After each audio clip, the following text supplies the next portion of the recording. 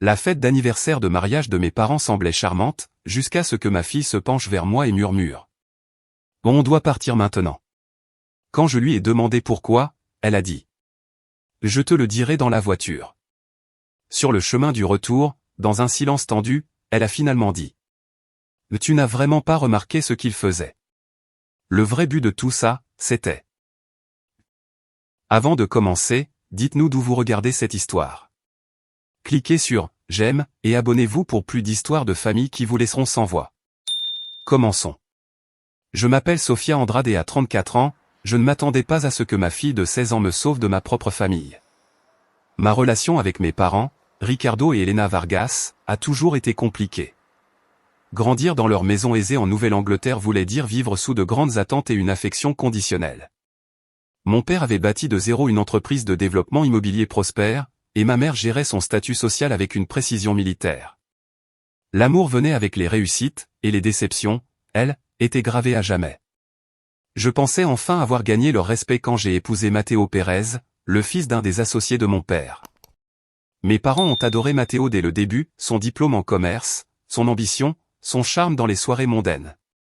Pendant 10 ans, j'ai cru qu'on avait un mariage solide, même quand Matteo est devenu plus contrôlant et distant. Quand j'ai découvert sa liaison avec son assistante de 25 ans, Isabella, l'année dernière, mon monde s'est écroulé. Le divorce a été amer, me laissant avec des difficultés financières et 2 enfants, Lucia, ma fille de 16 ans, intelligente et déterminée, et Lucas, mon fils de 8 ans, doux et sensible. J'ai dû quitter notre grande maison coloniale pour un modeste appartement de 3 chambres. Je faisais des petits boulots de graphiste freelance et un emploi à temps partiel dans une galerie. Et je devais m'adapter à la garde partagée. À ma surprise, mes parents semblaient me soutenir pendant le divorce. Ils appelaient plus souvent, envoyaient des cadeaux aux enfants et nous invitaient au dîner du dimanche. J'étais reconnaissante, pensant qu'ils m'avaient enfin choisi moi, au lieu des apparences. Seule Lucia restait sceptique. « Il te regarde autrement maintenant, maman » m'a-t-elle dit un soir. « Comme si tu étais un projet à réparer. » J'ai balayé ses inquiétudes, pensant que c'était juste de l'hypersensibilité d'ado. Ils essaient d'aider, chérie. C'est leur façon de montrer qu'ils nous aiment. Lucia a simplement haussé les épaules. Mais la tension entre elle et ses grands-parents augmentait au fil des mois. Elle refusait les invitations à dîner, disant qu'elle avait des devoirs ou des plans avec des amis. Quand elle y allait, elle restait polie mais distante, observant plus qu'elle ne participait. Lucas, lui, s'épanouissait sous l'attention de ses grands-parents. Il l'emmenait à la pêche, à des matchs de baseball, et lui offrait des cadeaux chers que je ne pouvais pas me permettre. Mon père parlait déjà de l'inscrire un jour dans son ancienne école. Le nom des Vargas doit continuer, disait-il en ébouriffant les cheveux de Lucas, sans me regarder dans les yeux. Quand mes parents ont annoncé qu'ils fêtaient leurs 40 ans de mariage, j'y ai vu une occasion de guérison. Un grand événement au club privé au Quiche, avec plus de 100 invités, familles, amis, collègues. Je me suis préparé pendant des semaines. Je ne pouvais pas m'acheter une robe neuve, alors j'ai retouché une ancienne robe d'avant le divorce. J'ai aidé ma mère pour la liste d'invités et le menu. J'ai même créé un album photo commémoratif, en choisissant soigneusement des photos de leurs 40 ans ensemble. Lucia observait tous mes efforts avec inquiétude. « Pourquoi tu fais tout ça, maman ?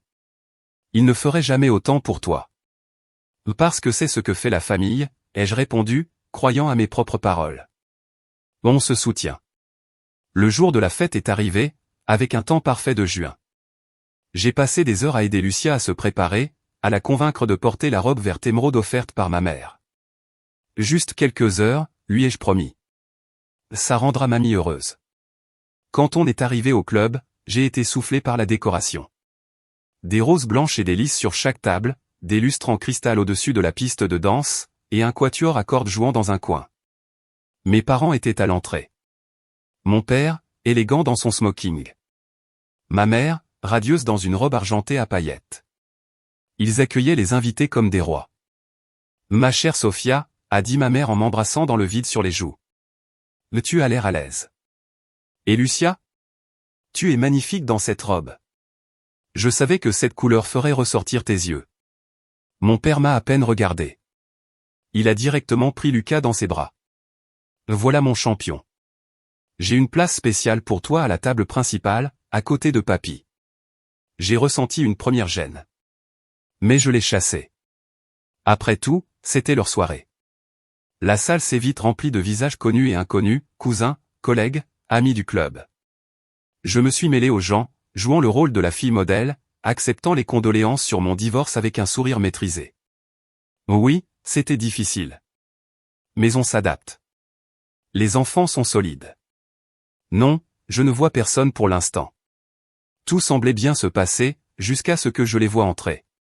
Matteo, en costume sur mesure, avec Isabella à son bras, sa chevelure blonde tombant sur une robe de créateur que je ne pourrais jamais me payer.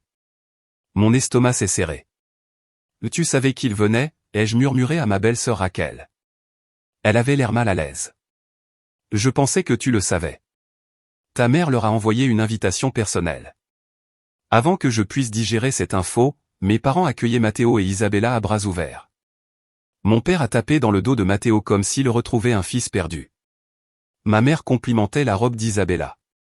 Je suis resté figé, à regarder cette chaleureuse réunion avec l'homme qui m'avait trahi et la femme qui l'avait aidé. Quand j'ai croisé le regard de ma mère, elle a haussé les épaules. Page blanche, ma chérie. Matteo fait partie de la famille, on ne pouvait pas l'exclure d'un si grand événement. Je me suis éloigné vers le bar pour prendre un verre de vin. J'ai remarqué Lucia debout dans un coin, les yeux plissés, en train de taper vite sur son téléphone. J'aurais dû faire plus attention à qui elle écrivait et pourquoi. Mais à la place, j'ai pris une autre gorgée de vin, me disant que je devais garder la tête haute ce soir-là. La salle de bal d'Okish vibrait de conversation et de rire pendant que la fête battait son plein. Les verres en cristal tintaient, les serveurs passaient entre les groupes avec des plateaux d'amuse-gueule, et le photographe capturait des moments de bonheur soigneusement mis en scène. Je gardais mon sourire, malgré mon malaise de plus en plus fort en voyant Matteo et Isabella se déplacer entre les invités, recevant des félicitations pour leur fiançailles récentes. « Tu gères ça super bien », m'a murmuré ma cousine Marina en me serrant le bras. Moi, je lui aurais déjà balancé mon verre à la figure. J'essaie d'être mature, pour les enfants, ai-je répondu en regardant autour de moi pour retrouver Lucia et Lucas. Mon fils était facile à repérer, toujours collé à mon père, tous les deux saluant d'importants associés. La main de mon père était posée avec fierté sur l'épaule de Lucas, le présentant à tout le monde comme l'avenir de l'entreprise Vargas. Lucia, elle, était plus difficile à repérer. Je l'ai finalement vue dans un coin tranquille, en pleine conversation sérieuse avec la sœur de ma mère, tante Laura. Lucia avait le dos bien droit, l'air sérieux, tandis que Laura regardait nerveusement autour d'elle. Quand elles m'ont vu approcher, la conversation s'est interrompue d'un coup. « Tout va bien ici ?» ai-je demandé d'un ton léger. « Juste en train de rattraper le temps avec ma petite nièce », a répondu Laura d'un ton joyeux forcé. Elle est devenue une jeune fille très observatrice. Les yeux de Lucia ont croisé les miens brièvement. « On parlait de l'histoire de la famille », a-t-elle dit fermement. Avant que je puisse poser plus de questions, le tintement d'un verre a annoncé le premier toast. Mon père s'est levé au centre de la salle, attirant l'attention comme toujours. « Elena et moi sommes très touchés de vous avoir tous ici ce soir », a-t-il commencé, en levant son verre vers ma mère. « Il y a 40 ans, j'ai pris la meilleure décision commerciale de ma vie. » Des rires polis ont circulé dans la salle. Le mariage, c'est construire quelque chose qui dure, ensemble. Prendre des décisions difficiles pour le bien de la famille. Parfois, ça veut dire prioriser l'avenir plutôt que les petits désagréments temporaires. Son regard s'est posé sur Matteo, puis sur Lucas, puis brièvement sur moi, avec une expression que je n'arrivais pas à lire. Ce soir, on ne fête pas seulement le passé. On assure aussi l'avenir. Pour la famille, pour le nom, pour les bonnes décisions. Les invités ont levé leur verre avec enthousiasme, même si certains se sont échangés des regards confus à cause du discours étrange pour un anniversaire de mariage. Pendant le dîner, j'ai essayé de profiter de la nourriture délicieuse malgré mon malaise grandissant. Lucia n'avait presque pas touché à son assiette, et passait son temps à regarder son téléphone sous la table. Lucas, quant à lui, avait été déplacé pour s'asseoir entre mon père et Matteo, qui discutaient joyeusement, mais s'arrêtaient dès que j'approchais. Pendant le dessert, je me suis levé pour aller aux toilettes, et j'ai failli percuter tante Laura dans le couloir. « Oh, Sophia » a-t-elle sursauté. « J'espérais justement te parler en privé. »« Est-ce que tout va bien ? Tu avais l'air tendu avec Lucia tout à l'heure. » Laura a regardé autour d'elle avant de parler à voix basse. J'ai entendu certaines conversations, ton père et Matteo parlent d'arrangements financiers, qui me paraissent bizarres. Quel genre d'arrangement? Quelque chose sur des transferts de propriété, pour éviter des responsabilités juridiques. Ils ont mentionné ton nom. Et des mots comme irresponsable et imprévisible. Elle m'a serré la main. Je sais que Ricardo peut être contrôlant, mais là, c'est différent. Fais attention. Avant que je puisse en demander plus, ma mère est apparue au bout du couloir. Ah, vous voilà, Laura. Le photographe veut prendre la photo des sœurs. Laura m'a lancé un regard désolé, puis est partie rapidement, me laissant avec un sentiment de peur de plus en plus fort. Quand je suis retourné à ma table, Lucia n'était plus là. Lucas était maintenant sur les genoux de Matteo, regardant quelque chose sur son téléphone, tous deux en train de rire. Ma mère était tout près, rayonnante de fierté, une expression qu'elle m'accordait rarement. « Où est Lucia ?» ai-je demandé en regardant la salle. « Cette fille. » a soupiré ma mère. Là, elle est de plus en plus grincheuse. Elle a dit qu'elle allait voir la terrasse. Je l'ai trouvée dehors, de dos à la fête, parlant vivement au téléphone. Oui, c'est exactement ce que le document disait. Je dois savoir si c'est même légal. Elle m'a vu, et a vite raccroché. Maman. Comment va la fête? À qui tu parlais?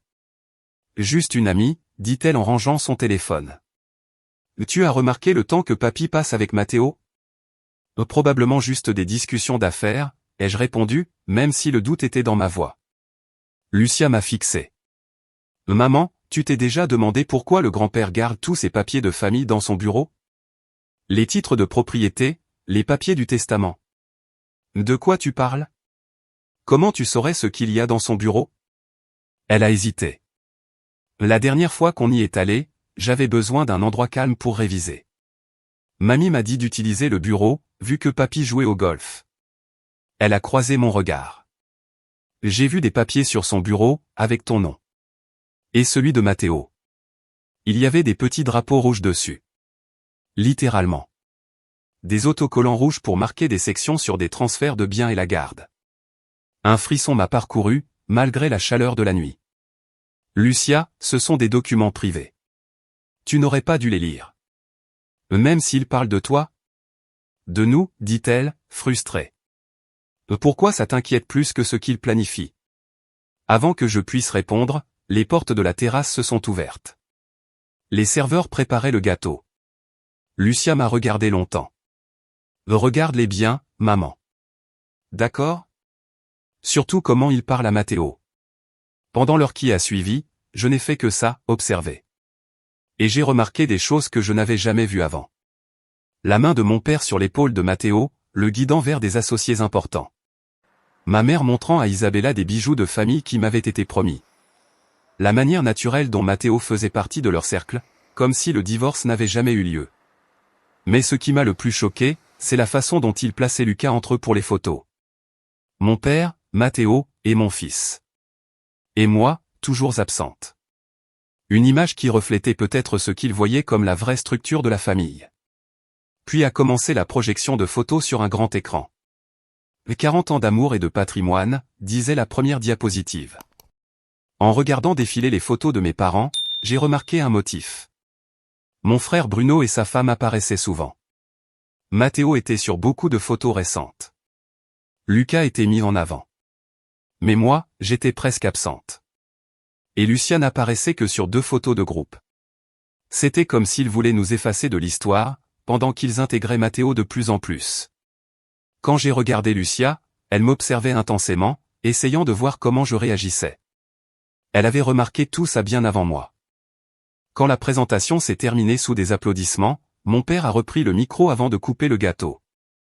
Elena et moi avons une annonce importante, a-t-il dit, en faisant signe à Matteo et Lucas de le rejoindre.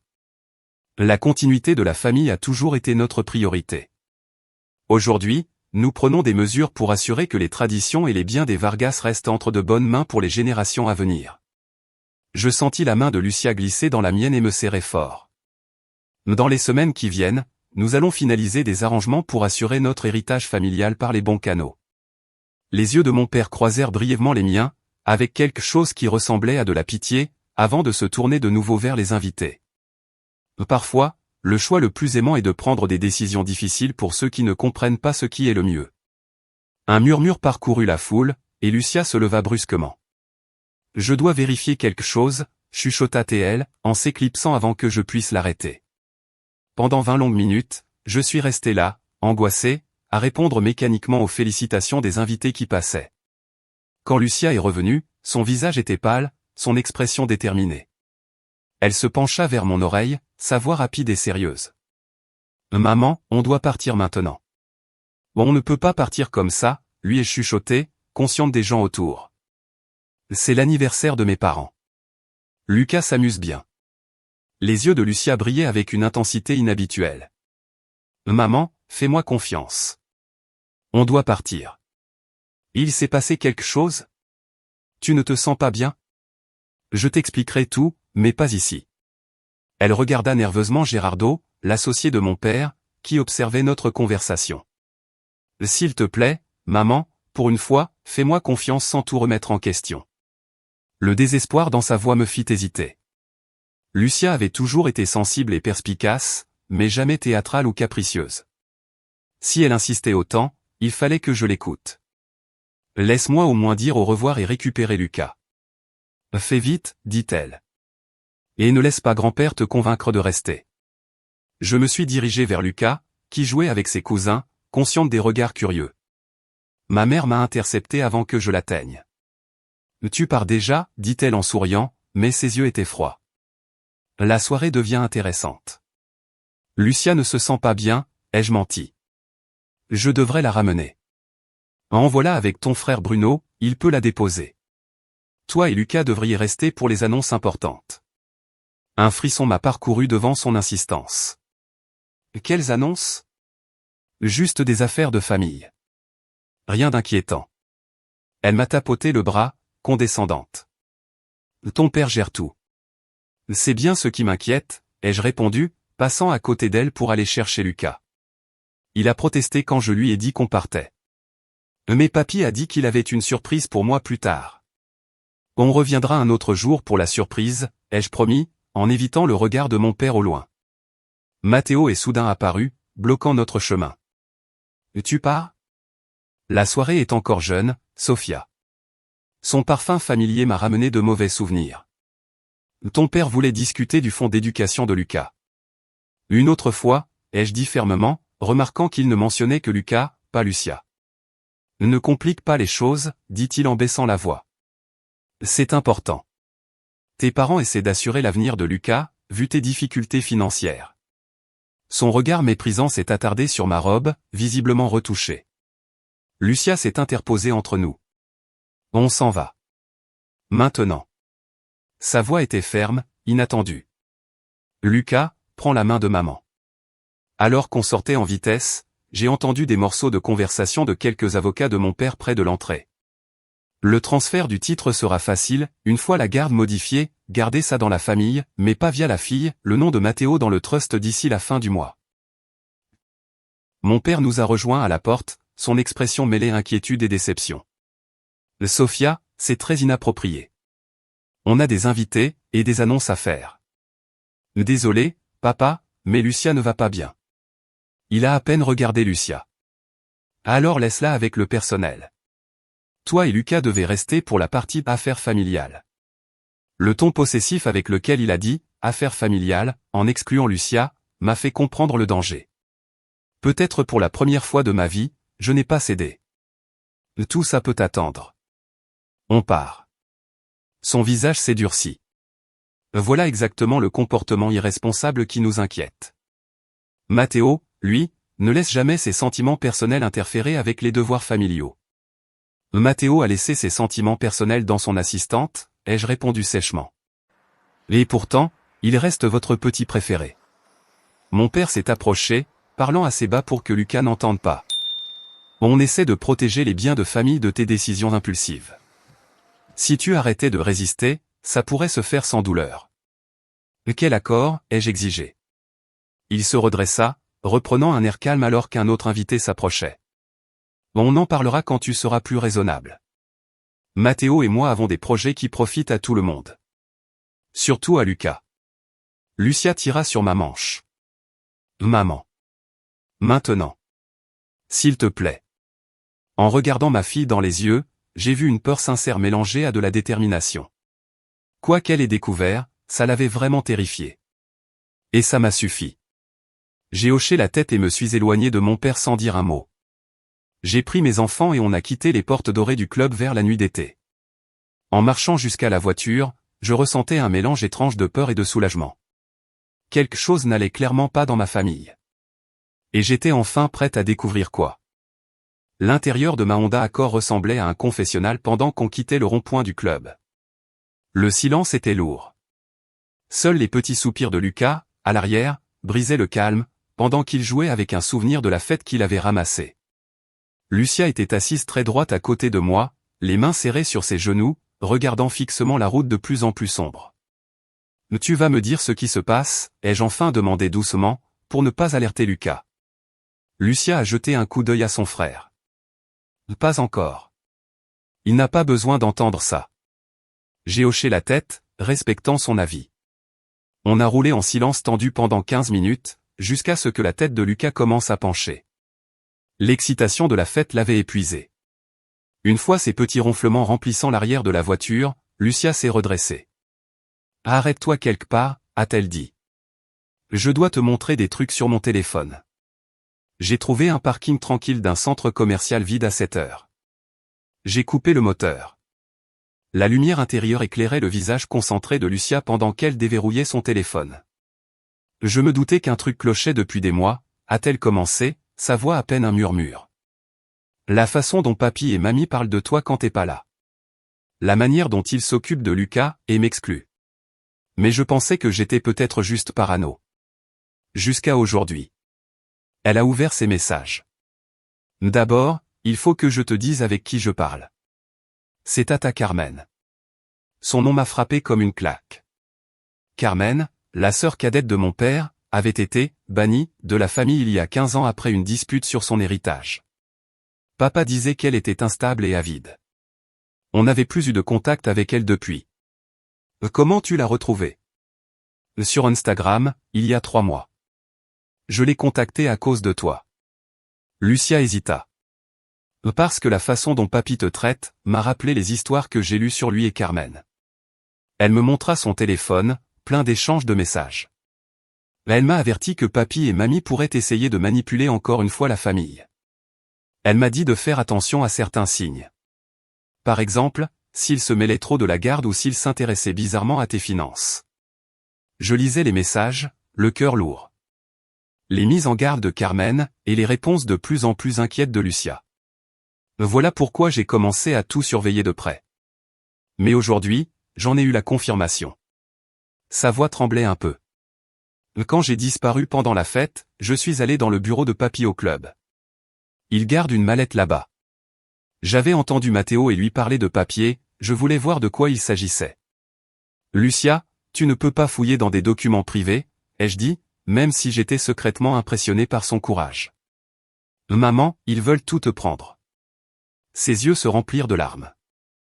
Quand je cherchais les toilettes, j'ai entendu papy et Matteo dans le bureau. Ils rigolaient en disant que tu ne t'en rendrais jamais compte.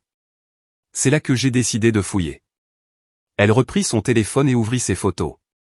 J'ai pris des photos de tout ce que j'ai vu. Et ce que je vis, me glaça le sang. Des documents juridiques, avec mon nom, celui de Matteo, et celui de mes parents comme co-signataires. Des formulaires de transfert de propriété, pour ma maison d'enfance, la maison victorienne que mes parents m'avaient toujours promis. Des demandes de modification de garde, avec des notes manuscrites de mon père parlant des « élever Lucas selon la tradition familiale ». Il y a encore autre chose, dit Lucia d'une voix basse. Quand je suis retourné à la fête, j'ai enregistré des conversations avec mon téléphone.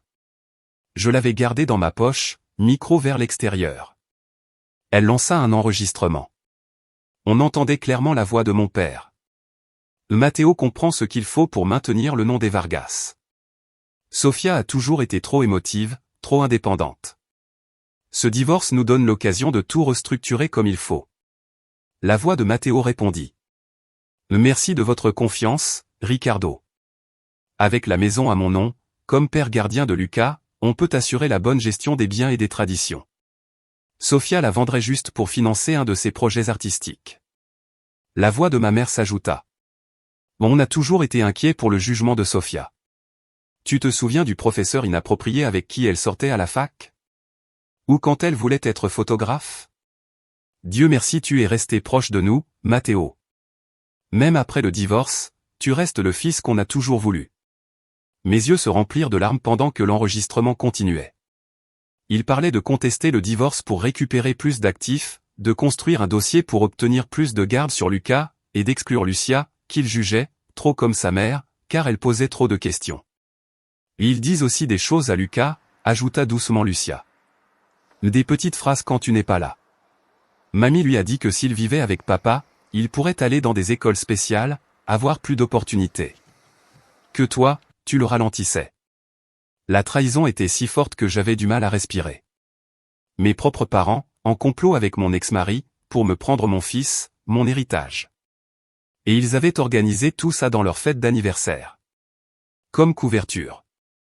Je ne pouvais pas te laisser là pendant qu'ils allaient annoncer ce qu'ils tramaient, expliqua Lucia. Tata Carmen m'a dit que papy lui avait fait un coup similaire, lors d'un événement de famille. Il l'avait prise par surprise publiquement, pour qu'elle ne puisse pas réagir sans paraître folle. J'ai attrapé la main de Lucia, la serrant fort. Merci, ai-je murmuré, la voix brisée. Merci d'avoir vu ce que moi je ne pouvais pas voir. Merci d'avoir eu le courage d'enquêter. Merci de nous avoir sortis de là. Elle me serra la main à son tour. J'avais tellement peur que tu ne me crois pas. Tu veux toujours voir le bon en eux. Je te crois maintenant.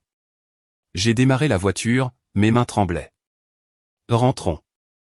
Et voyons ce qu'on va faire. Tandis qu'on roulait dans la nuit vers notre petit appartement, deux choses devinrent claires dans ma tête. Ma fille venait de me sauver de ma propre loyauté aveugle. Et dès demain, j'allais devoir livrer une bataille que je n'aurais jamais imaginée, contre ma propre famille. Je n'ai pas pu dormir cette nuit-là.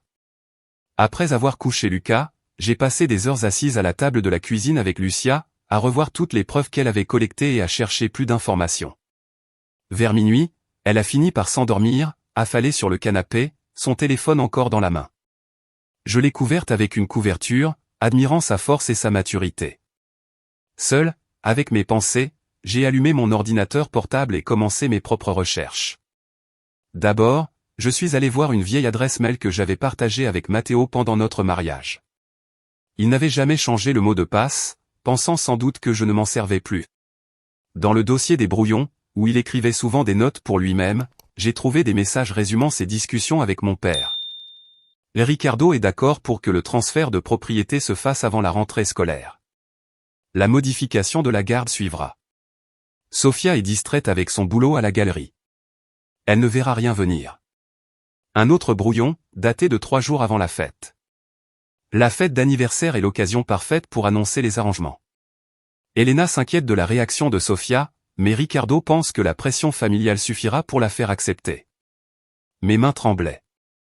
En fouillant dans le dossier des messages envoyés, j'ai trouvé des mails à notre avocat de famille, où Matteo demandait des infos sur la modification de la pension alimentaire et de la garde, en utilisant le prétexte de « changement de conditions de vie et de revenus ».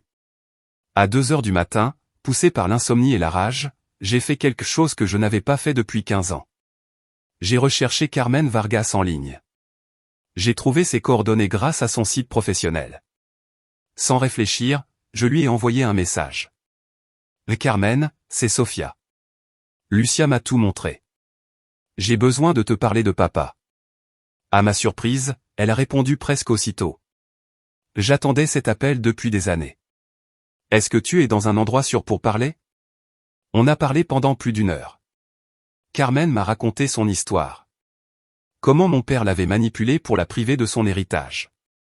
Comment, lors d'une fête de famille, il avait annoncé publiquement des changements légaux qui avaient déjà été enregistrés sans qu'elle le sache. Comment il avait retourné la famille contre elle, la faisant passer pour instable et intéressée. L'histoire se répète, dit-elle avec émotion. Papa voit la famille comme une entreprise. Et les enfants comme des actifs à gérer. Pourquoi tu ne me l'as jamais dit, ai-je demandé. J'ai essayé, Sofia. Mais tu étais à la fac, tu idolâtrais papa, tu préparais ton mariage avec Matteo. Tu ne voulais pas m'écouter. la vérité m'a fait mal. C'est vrai, j'avais rejeté les avertissements de Carmen à l'époque. Je croyais à la version de mon père. Je suis désolé, ai-je murmuré. J'aurais dû t'écouter.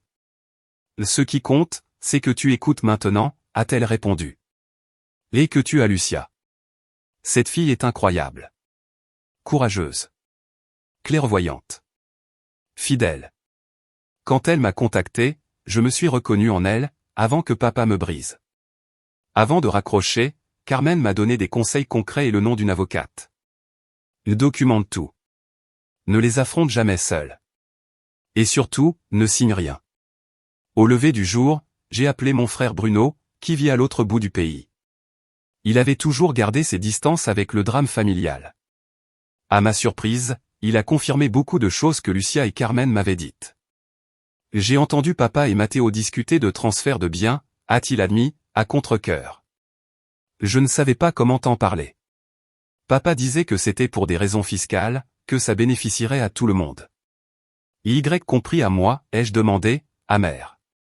Son silence m'a répondu. Pourquoi, Bruno? Pourquoi ils me font ça? Il a soupiré lourdement. Papa ne t'a jamais pardonné d'avoir choisi l'art plutôt que les affaires. Et quand tu as commencé à remettre en question les finances de Matteo pendant le divorce, tu es devenu une menace. Matteo leur a promis que Lucas resterait dans la lignée Vargas. Et Lucia, elle est trop comme toi. Trop indépendante. Trop attentive. Il s'est arrêté. Avant que j'apprenne à me taire et à faire semblant, ai-je complété. Je suis désolé, Sophia. J'aurais dû te prévenir. Après avoir donné son petit déjeuner à Lucas et l'avoir envoyé jouer chez le voisin, j'ai passé l'appel que je redoutais. Avec Lucia à mes côtés, en soutien moral, j'ai appelé la maison de mes parents. Ma mère a répondu, avec sa voix froide et contrôlée habituelle. Sophia.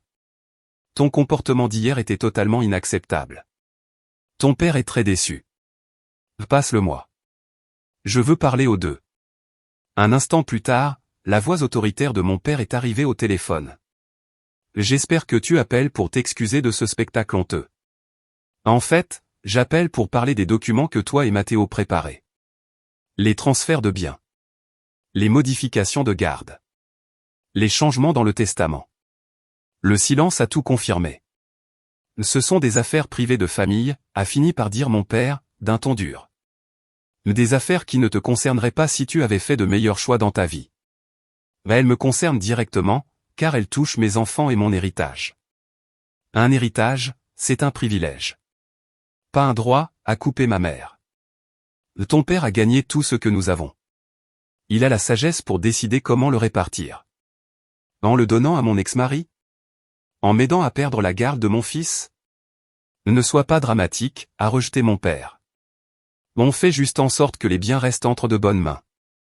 Et soyons honnêtes, tes choix financiers depuis le divorce sont inquiétants. Tu veux dire, parce que je n'ai pas laissé Matteo contrôler mon argent? Parce que j'ai refusé de devenir une femme de maison bien docile? On a toujours soutenu ta petite galerie, dit ma mère avec mépris. Matteo comprend les affaires, reprit mon père. Il sait comment protéger la richesse et le nom de la famille. Lucas mérite ça. Et Lucia, ai-je lancé. Elle ne mérite rien. Le silence en disait long. Lucia est têtue, a fini par dire ma mère. Comme Carmen. Pas très intéressée par la tradition. Le mépris dans sa voix envers ma fille a déclenché quelque chose en moi. Soyez très clair, ai-je dit. Je sais tout sur vos plans. J'ai les copies des documents. Des enregistrements de vos conversations avec Matteo.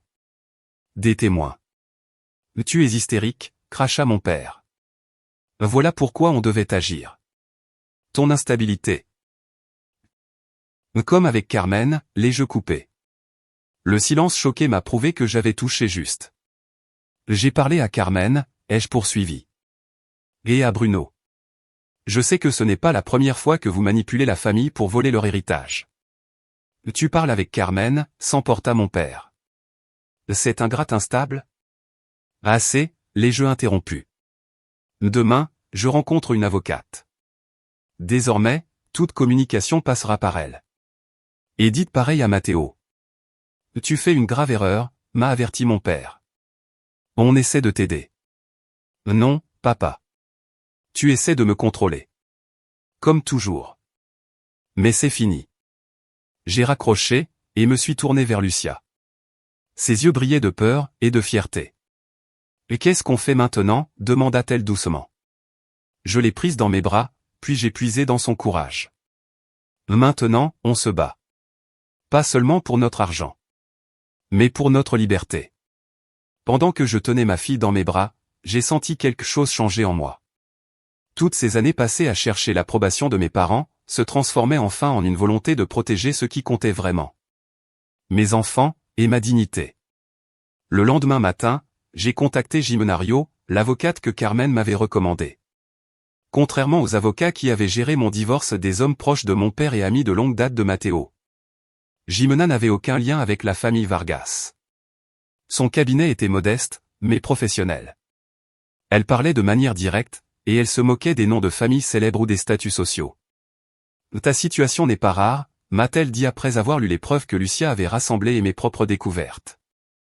Les patriarches riches utilisent souvent les testaments et les propriétés comme des outils de contrôle. La bonne nouvelle, c'est que ce que ta fille a collecté nous donne l'avantage. Et les menaces sur la garde, ai-je demandé, mon plus grand souci. Matteo a plus d'argent, surtout avec le soutien de mes parents. L'argent joue un rôle, mais ce n'est pas le seul. Les tribunaux regardent d'abord ce qui est bon pour l'enfant, et les relations déjà établies. Elle a pointé les enregistrements de Lucia. Leur façon de parler de Lucas comme un pion financier joue clairement en notre faveur. Jimena m'a expliqué son plan d'attaque. On commencerait par envoyer des notifications légales pour empêcher tout transfert de propriété sans mon accord. Ensuite, on documenterait formellement les tentatives de manipulation de la garde dans un but financier. On devra aussi s'occuper de ton fils, m'a-t-elle dit doucement. D'après ce que tu m'as raconté, il le conditionne pour qu'il préfère vivre avec son père et ses grands-parents. Avec des cadeaux, des promesses. Lucia, qui avait voulu venir à ce rendez-vous, prit la parole. Lucas est confus. Il aime maman, mais le grand-père lui dit que s'il vivait avec papa, il pourrait aller en école privée, avoir une chambre plus grande.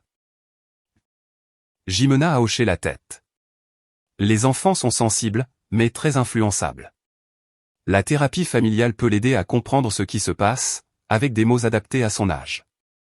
Après avoir mis en place les protections légales, je suis passé à l'étape la plus difficile, affronter Matteo directement. Sur les conseils de Jimena, je l'ai invité à un café neutre. Et j'ai posé mon téléphone sur la table, bien visible, en mode enregistrement. Ce n'est pas nécessaire, a-t-il dit, en regardant le téléphone. On pourrait parler de tout ça en privé. Ce sont devenus des affaires légales quand tu as comploté avec mes parents dans mon dos, ai-je répondu calmement, comme Jimena me l'avait appris. Au début, Matteo a nié tout en bloc. Il disait que j'exagérais, que je comprenais mal. Mais dès que j'ai mentionné les documents et les enregistrements de Lucia, il a changé de ton. Tes parents sont venus me voir, a-t-il finalement admis à voix basse. Ils étaient inquiets pour ta stabilité après le divorce. Pour les enfants. Et leur solution, c'était de te transférer mon héritage? Et de modifier notre accord de garde? Il avait au moins l'air un peu gêné. Ricardo pense que les biens familiaux doivent rester bien gérés. La maison, le fonds familial, tout ça vient des Vargas. Tu les vendrais pour suivre un rêve d'artiste. Parce que j'ai divorcé de toi. À cause de ton infidélité? Matteo s'est penché vers moi, avec sa voix douce habituelle. Sois raisonnable, Sofia. Ton père veut juste assurer un futur stable pour Lucas. Tu as juste à coopérer. Et Lucia? Elle gagne quoi dans votre accord? Il a hésité. Lucia, elle est différente. Elle est plus indépendante. Il s'arrêta, réalisant ce qu'il venait d'avouer. Trop comme moi, ai-je terminé. La conversation s'est terminée quand Matteo a compris que je ne me laisserais plus manipuler. En partant, il m'a lancé un dernier avertissement. Tes parents ont des ressources et du pouvoir. Tu ne pourras jamais rivaliser. Ne lance pas une guerre que tu ne peux pas gagner. Ces mots m'auraient autrefois fait peur. Mais le courage de Lucia avait réveillé quelque chose en moi. La volonté de me battre pour ce qui m'appartenait. Les semaines qui ont suivi ont été remplies de stratégies légales minutieuses et de guérison émotionnelle. Jimena a déposé des documents au tribunal pour protéger mes droits parentaux et bloquer tout transfert de propriété. J'ai pris rendez-vous avec un thérapeute familial spécialisé dans les cas de manipulation parentale. J'y suis allé avec les 2 enfants, pour créer un espace sécurisé où Lucas pouvait exprimer sa confusion. Papy dit que papa a plus besoin de moi que toi, a avoué Lucas lors d'une séance, le visage inquiet. Et il dit que je suis l'héritier des Vargas. Tu es d'abord mon fils, lui ai-je dit doucement. Tu n'as pas à porter le poids des soucis des adultes. Tu n'as pas à choisir entre ceux qui t'aiment. Lucia s'est épanouie durant cette période d'honnêteté. Elle n'avait plus à porter seule le poids des secrets familiaux. Elle est restée en contact avec Carmen, qui lui donnait des conseils utiles sur les anciennes manipulations de mon père. Le soutien le plus inattendu est venu de ma propre sœur, longtemps éloignée. Après 15 ans de silence imposé par mon père, Carmen et moi avons reconstruit notre lien. On s'appelait tard le soir, on se rendait visite le week-end. Carmen avait monté une entreprise de design d'intérieur à succès dans le Colorado. Elle était mariée à un professeur gentil, et avait 2 enfants que je connaissais à peine. Papa suit toujours le même schéma, m'a-t-elle dit lors de sa première visite chez moi. Il repère celui qui remet en question son autorité, le traite d'instable ou d'irresponsable, l'isole des autres, puis annonce publiquement des décisions déjà prises en privé. Je n'arrive pas à croire que je n'ai rien vu, ai-je avoué. Parce qu'il ne vise qu'une personne à la fois, m'a-t-elle expliqué. Les autres se taisent, de peur d'être les prochains. Elle m'a serré la main. Mais il s'est trompé avec toi. Il n'avait pas prévu Lucia. Et en effet, Lucia était devenue ma plus grande alliée. Pendant que je gérais les procédures juridiques et mes émotions, elle tenait des dossiers précis sur chaque interaction avec mes parents et Matteo. Elle a créé une chronologie de leurs tentatives de manipulation. Elle aidait même Lucas à comprendre ce qui se passait, avec des mots simples. Maman ne veut pas t'éloigner de papa ou de papy, l'ai-je entendu dire un soir à son frère. Elle veut juste que tout le monde respecte les règles. Comme quand tu joues à un jeu vidéo avec Ravière, il faut des règles pour que personne ne triche. Bruno, mon frère, a fini lui aussi par choisir son camp. Il m'a envoyé des copies d'emails et de documents financiers que mon père lui avait partagés, prouvant les tentatives coordonnées pour me déshériter. Il est resté physiquement loin, ne voulant pas affronter nos parents directement, mais ces infos ont été précieuses. La partie la plus douloureuse de cette période, c'était d'accepter que ma relation avec mes parents ne serait peut-être jamais réparée. Toute ma vie, j'avais essayé de leur plaire. J'avais changé mon comportement pour obtenir leur amour. J'avais confondu leur contrôle avec de la protection. Mais maintenant, je voyais clair, leur amour dépendait de si je rentrais dans leur case. Et moi, j'avais osé sortir du cadre. 3 mois après la fête d'anniversaire de mes parents, on a atteint un moment décisif. Jimena m'a appelé. Matteo veut te rencontrer. Sans avocat. Sans les parents. Et il sent la pression, m'a-t-elle expliqué. Tes parents sont coincés à cause de nos démarches. Et la nouvelle fiancée de Matteo n'aime pas toute cette histoire de garde qui devient publique. J'ai accepté de le revoir, dans un lieu public, avec Lucia à mes côtés. Cette fois, Matteo est arrivé sans son air sûr de lui. Tout ça est allé trop loin, a-t-il commencé. Les avocats, les papiers du tribunal, ça touche Lucas. Et ça gâche mes projets de mariage.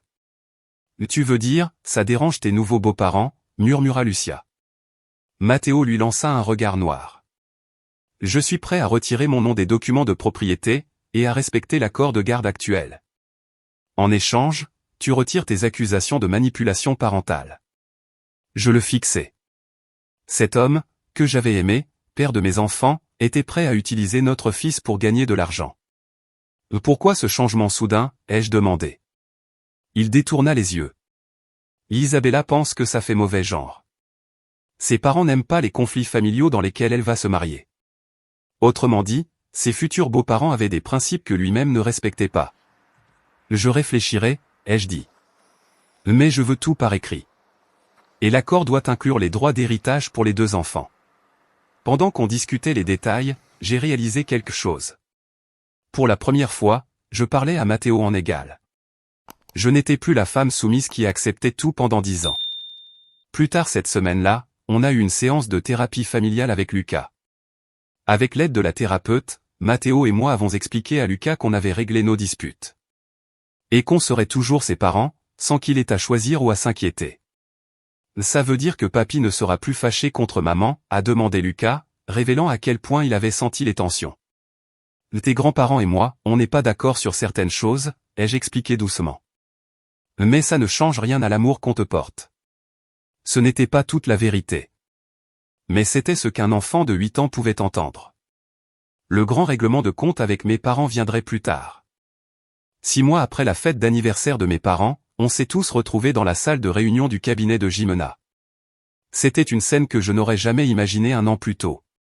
Mes parents étaient assis, raides, d'un côté de la table. Matteo était à côté d'eux, mais gardait une certaine distance.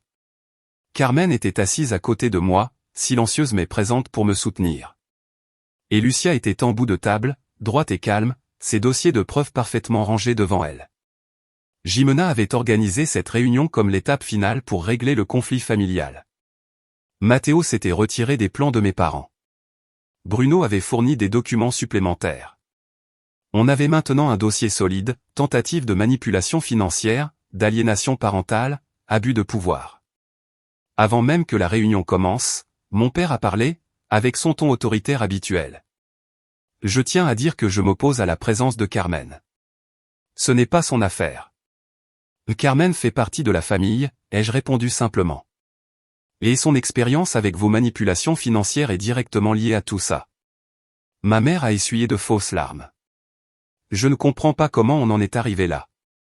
On voulait juste le meilleur pour Lucas et pour l'héritage de la famille. En excluant Lucia? En m'enlevant mon héritage? En montant mon fils contre moi, ai-je répliqué. Jamais, a commencé ma mère, mais Jimena l'a interrompu. Elle a posé les enregistrements de Lucia sur la table. Peut-être qu'il vaut mieux écouter d'abord les preuves, avant de nier quoi que ce soit, a-t-elle dit calmement. Ce qui a suivi fut une présentation claire et méthodique de notre dossier. Les réunions secrètes entre mon père et Matteo. Les tentatives de transfert de propriété. Le plan pour changer la garde de Lucas. Les propos sur mon incompétence et mes choix financiers. Et surtout, la manière délibérée dont ils essayaient d'influencer Lucas avec des promesses de luxe. Le visage de mon père devenait de plus en plus dur à mesure que Jimena parlait. Elle expliquait aussi les conséquences légales possibles. Annulation des transferts, plainte pour aliénation parentale, non-respect de leur rôle de gestionnaire de patrimoine. « Que voulez-vous exactement » demanda finalement mon père, d'un ton glacial. Jimena fit glisser un document vers lui. Les demandes de Madame Andrade sont simples. Premièrement, un contrat légal qui garantit que tous les biens familiaux hérités et déjà mentionnés dans les documents précédents resteront sous son contrôle exclusif. Mon père voulut protester, mais son avocat lui posa une main sur le bras pour l'arrêter. Deuxièmement, une reconnaissance officielle que Lucia et Lucas auront les mêmes droits dans tout héritage ou trust futur. Et que M. Vargas soit remplacé par un administrateur neutre. Ma mère halta à cette idée. Mon père n'aurait plus aucun contrôle sur l'argent familial. Troisièmement, un plan de communication structuré pour les visites des grands-parents, avec supervision professionnelle, jusqu'à ce que la confiance soit rétablie. C'est ridicule, s'écria mon père. On n'a pas besoin de surveillance pour voir nos petits-enfants. Les enregistrements de vos paroles à Lucas prouvent le contraire, répondit Jimena, toujours calme. Les négociations ont duré des heures. Il y a eu des silences tendus, des cris, des tentatives de pression. Mais à la fin de la journée, on est parvenu à un accord. Mon héritage était protégé. Mes 2 enfants avaient les mêmes droits.